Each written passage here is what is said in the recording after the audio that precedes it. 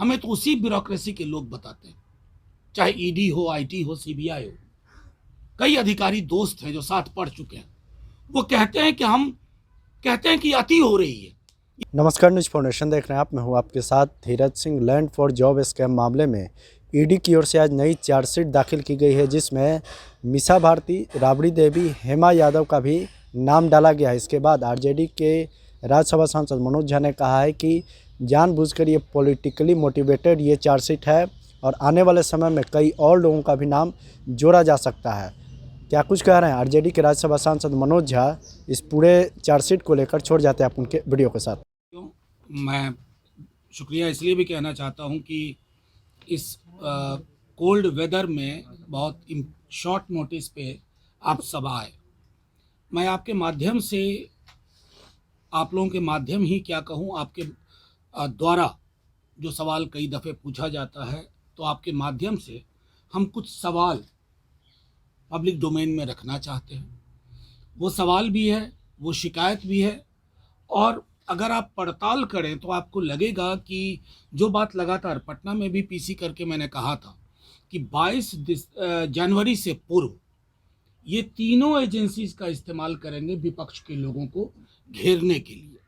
22 जनवरी के बाद ये दूसरे पहलू पे जाएंगे, लेकिन 22 जनवरी तक तो मैं आज मोटा मोटी, आप सब ने देखा होगा कि लैंड फॉर जॉब में चार्जशीट दाखिल की गई।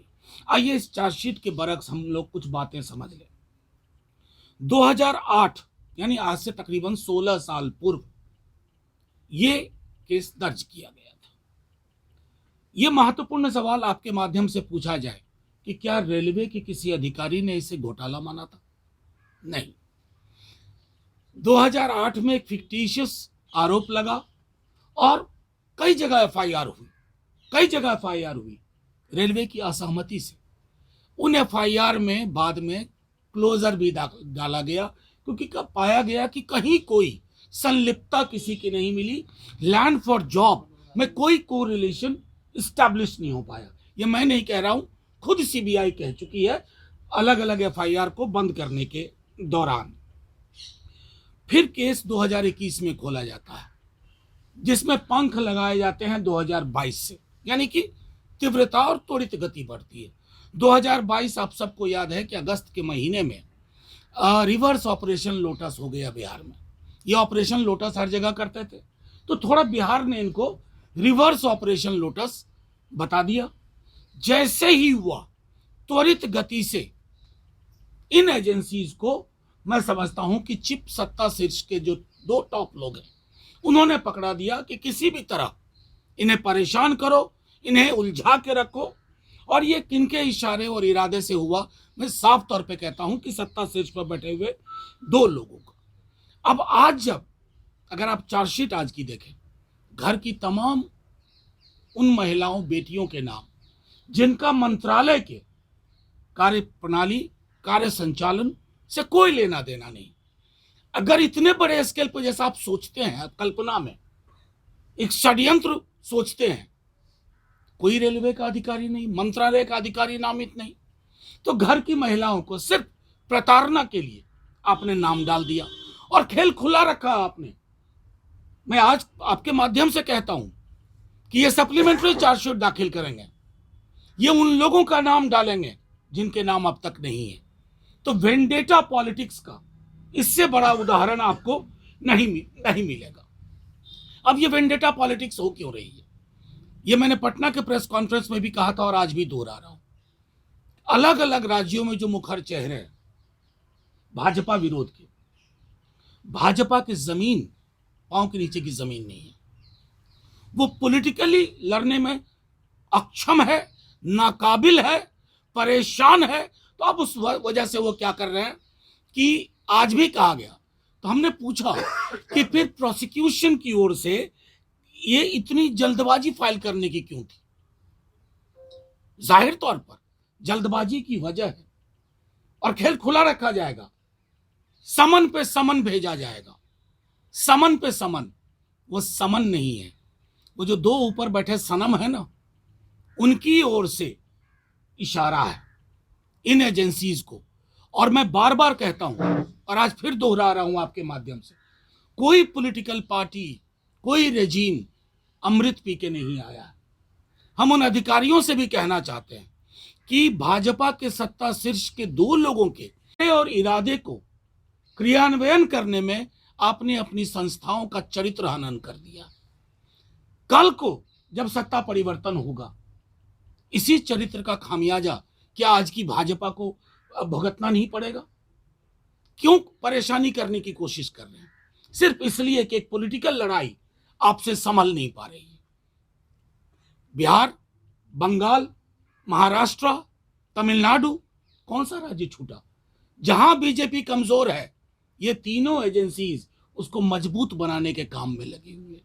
हो ना पाएगा उनसे, लेकिन परिस्थितियां इस दिशा में इंगित करती है कि जब इस तरह की चीजें, एक प्रताड़ना और उत्पीड़न की राजनीति यहां तक पहुंचती है, तो कई सारे सवाल छोड़ के जाती है। इस केस को अलग अलग जगहों पे कहा गया, कोई एविडेंस नहीं, फिर कहां से खुल गया? किसके इशारे पे खुला?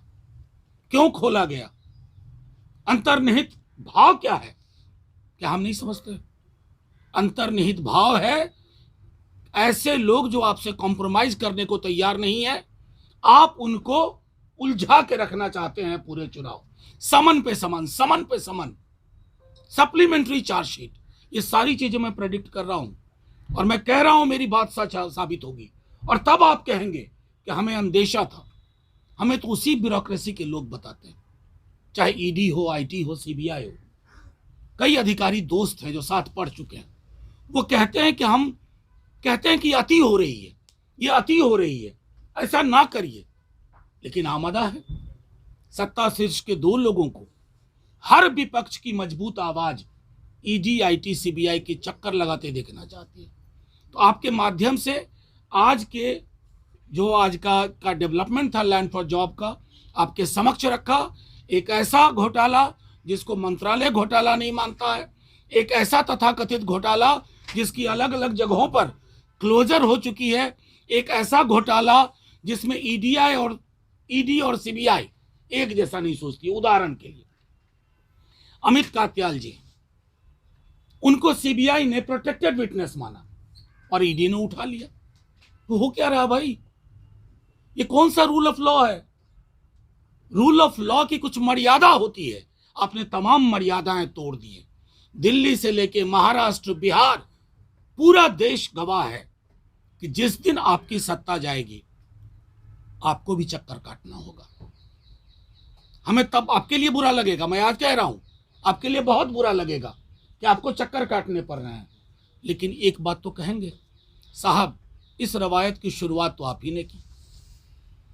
इस रवायत की शुरुआत करने के पीछे आपका मकसद क्या था वो हम सब जानते हैं। बहरहाल मैं आपके समक्ष जितनी बातें मुझे कहनी थी वो मैं कह गया। जिनके नाम आए हैं आप सब उन नामों को पढ़िए, जिनका मंत्रालय की कार्यशैली, कार्य संचालन, डिसीजन मेकिंग से कोई लेना देना नहीं, लेकिन उनका नाम सिर्फ एक हेडलाइन मैनेजमेंट के लिए किया गया ताकि जो अपनी उनकी कमजोरियां हैं वो दबी रहें। अगर आपको कोई संदर्भ में सवाल पूछना हो